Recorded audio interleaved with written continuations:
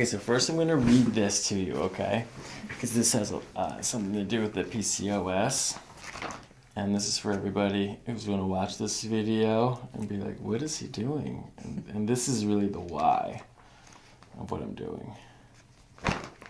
The glandular syndrome involves all of the endocrine system, the pineal, pituitary, thyroid, parathyroid, thymus, adrenal, pancreas, and ovary/testicle.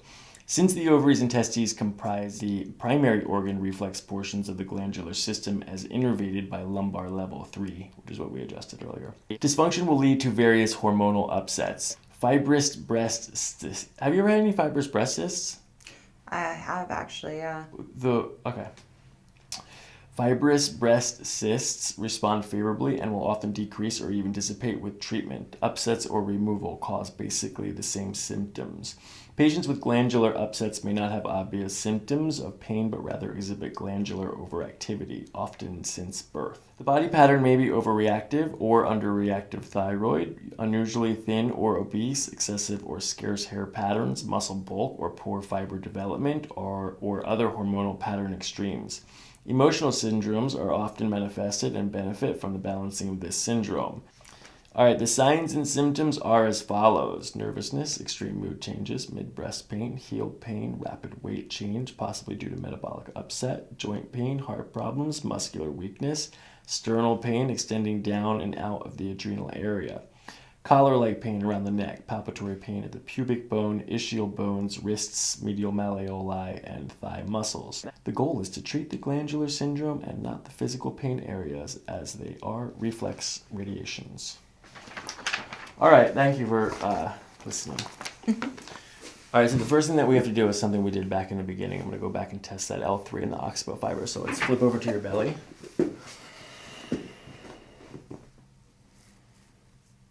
How's that? Tender underneath on that side.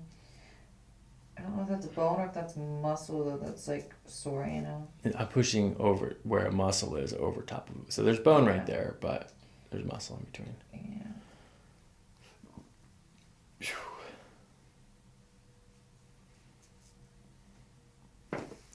All right, let's find that L3 again. I actually adjusted L2 earlier, but okay, ready? Right, left, right, left. Left.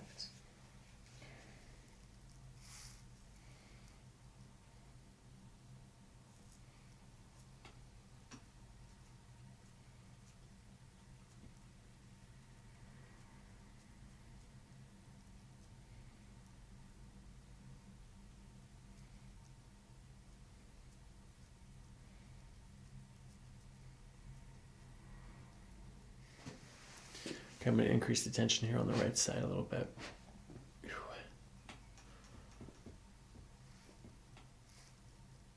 It's time to right. Mm-hmm. Is it more or less tense up here I would say than down here? Oh. That's where it's bad, right? Yeah, it's pretty bad underneath. Yeah.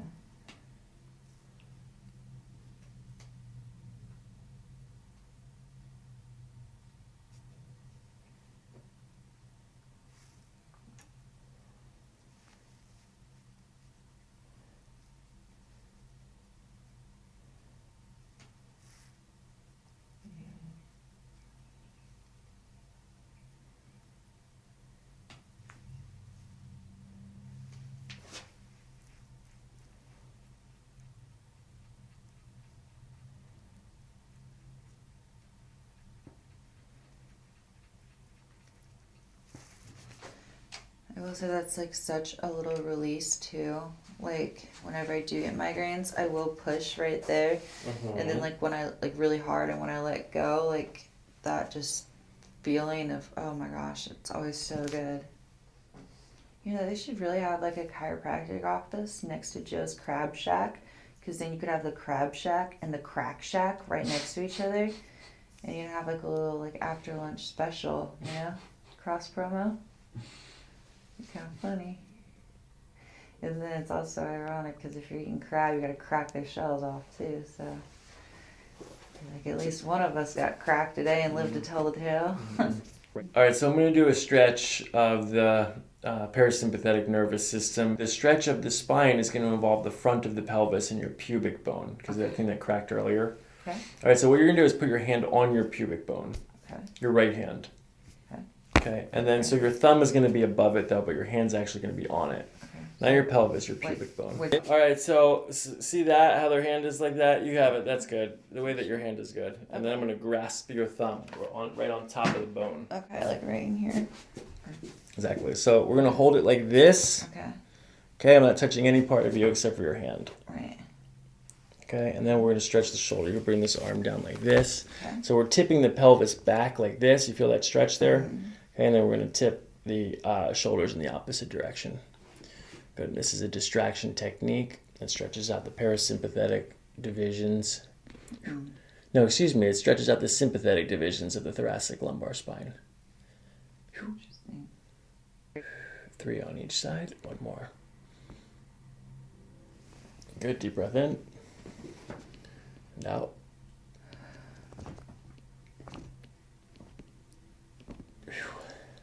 One more deep breath in.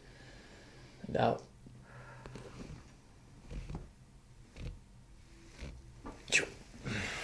It's funny how you have to distract the body in like different ways in order to get something to like not be in its own head and just loosen up and Not being its own head. I like that. yeah, you know, it's like a death to the muscle ego that's like keeping everything from slowing. All right, put your hand back where it just was again. Wait. Oh, right here. Right hand, Gotcha. yeah, Sorry, I was like, hold on, what did I just do?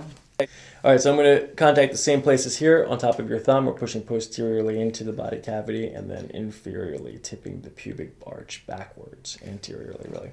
Okay, now turn your head to the left. Good. This time we're going to stretch the cervical spine with the pubic symphysis. You feel that stretch going down the front of your body?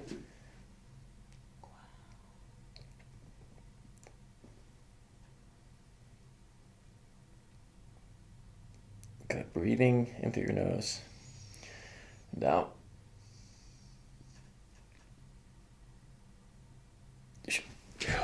All right, so this is a Soaz stretch, okay? Okay. Okay, I'm gonna place my arm underneath your arm like this and hold on to your knee. Okay. And I'm gonna contact the psoas muscle with the knife edge of my hand over here. Tender? Yeah. Ticklish or tender? Tender. Okay, try to let your stomach relax as much as you can. You're breathing. Am I? Okay, breathe. Good, again. Good, you're doing good. It's letting go. Breathing. Oh, God. Okay, this time I'm going to use the knife edge of my hand, where this is the hip bone right here. We're going to come straight off the hip bone into the psoas muscle. You're going to take a deep breath in. Good, and out.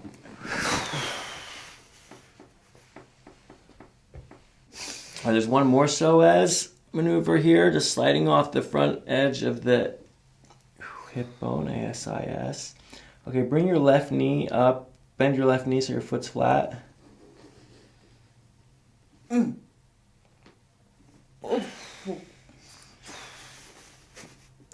Okay, now I want you to pick your foot up and raise it up towards the ceiling. Ah. Higher. Keep going as high as you can. Okay, now lower it down slowly to the table. Oh, fuck. Fudge. Breathe. Breathe. Breathe. Oh.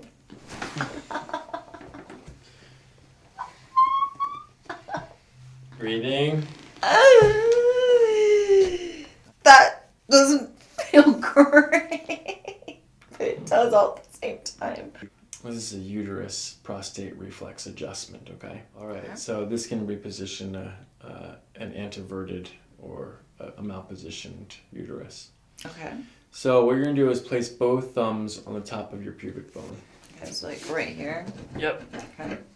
Okay, I'm going to contact your thumbs, okay? Okay. Okay, I'm not touching your abdomen at all. I'm only touching your thumb. Oh, God. Right or left or both? Both. I think maybe the right is where, I mean, honestly, it's both. Okay. Okay, you're breathing. As you breathe out, I'm going to follow your breath. Ooh. Just take up a little I slack. do have a sharp pain kind of on my left side. Mm-hmm. Okay, that's normal. Get another breath in and out. One more breath in and out.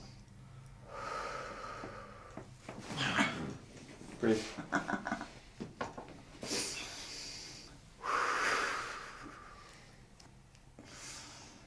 Why does getting healthy hurt?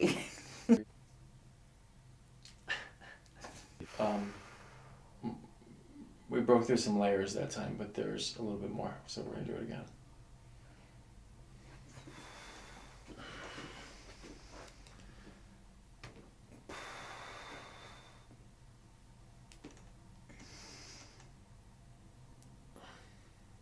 Breathe.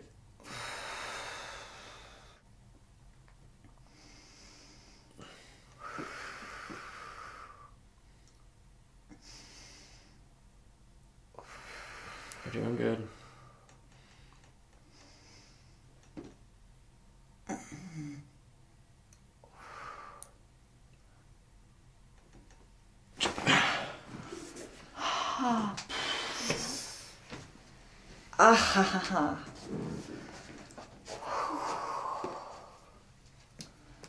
Let there be light. So the next one we need to modify. Now the thing that's supposed to happen is that I'm supposed to use your fingers like this to make this happen, right? But I just want you to do it for yourself. And so like this is the direction you're doing clockwise, just like around the area where the breast attaches to the body wall. Okay, so you're gonna do that to yourself. Yeah, exactly. So that, and I want you to tell me if you feel any nodulations, anything that's really tender. Yeah, like I was just saying no nodules, but this is also like right fresh wear because they created like brand new pockets and everything. Mm-hmm. So it is tender?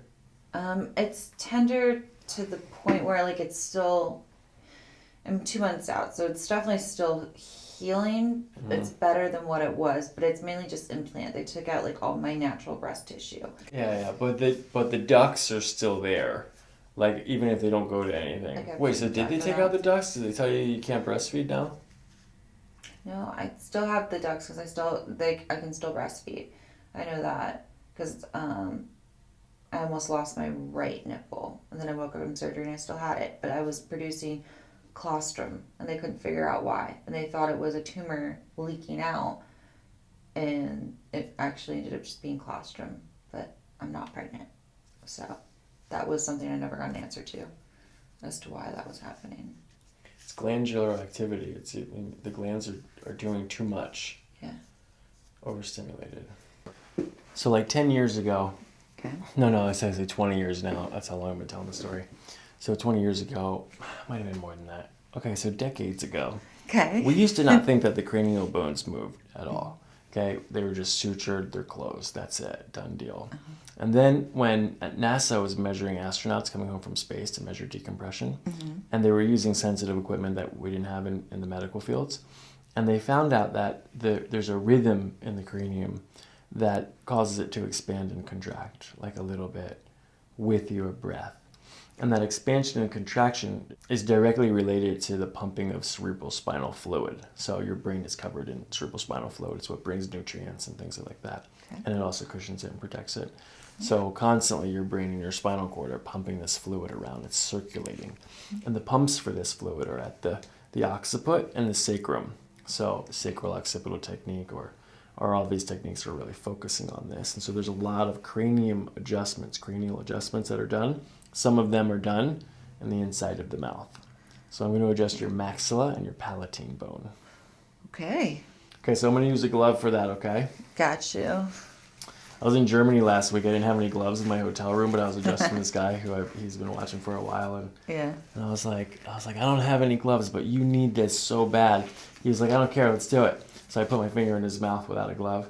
And while I had my finger in his mouth, I just ruined this little. Hold on. Funny. And while I had my fingers in his mouth, he told me a story about how when he was a kid, his dentist, this is in like Northern Europe, okay, his dentist didn't use gloves. Oh. And he said that his dentist would say he needed to feel things. He needed to know what it felt like. He couldn't feel through the gloves. Interesting. Huh. And then he said he like searched for dentists after that who didn't use gloves, and he didn't like going to dentists that used gloves. That's so odd.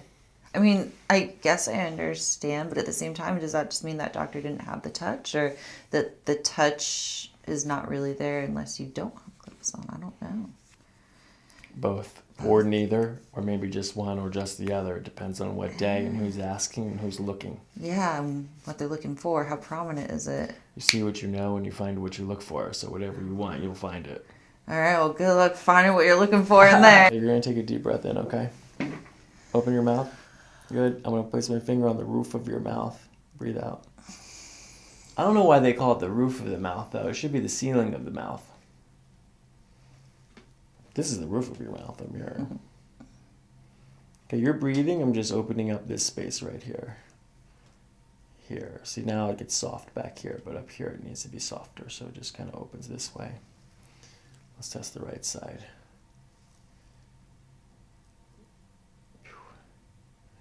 Yep. Good, you're breathing.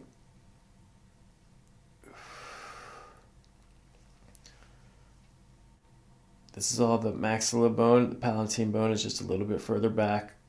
We're almost there. Right there. There's the suture for it. We're going to push it out that way. Palatine bone. Good. Other side.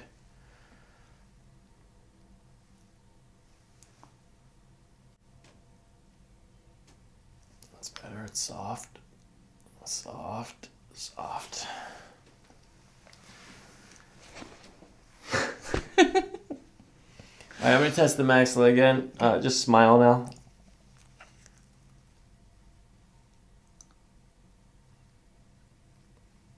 Just a little bit this way.